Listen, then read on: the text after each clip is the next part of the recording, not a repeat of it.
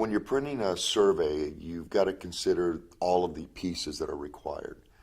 There's typically going to be a cover letter. There's usually going to be a consent form. You're going to have an outgoing envelope that needs to accommodate all the pieces. There's also a return envelope to get the survey back to the data collection center. There many times will be an incentive, sometimes financial, which needs to be accounted for. There's usually also going to be a brochure or an information piece that tells something about the survey itself. And then the survey, that has to be included as well. Every one of these pieces has to be at the mail house on time so that the survey can go out in its dedicated time slot.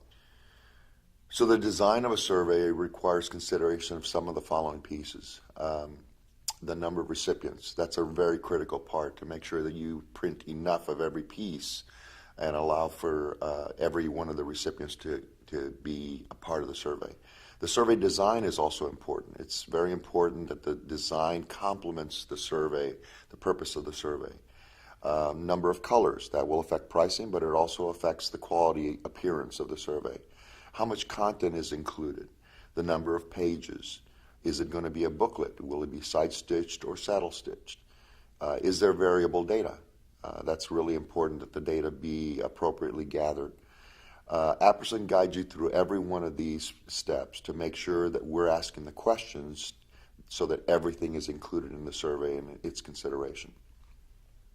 Some of the risks that you want to avoid in putting together a survey is underestimating the quantities. So you've got to know how many recipients and make sure that that's properly accounted for. Bad data, whether it's variable or static, it's really important that the data be reviewed, that it's accurate and ready to go. And then unproven vendors, that's probably the biggest single variable that you can run into in a project, especially as it gets more complex. Making sure that vendors are vetted, that they are proven, that they have shown their work in the past.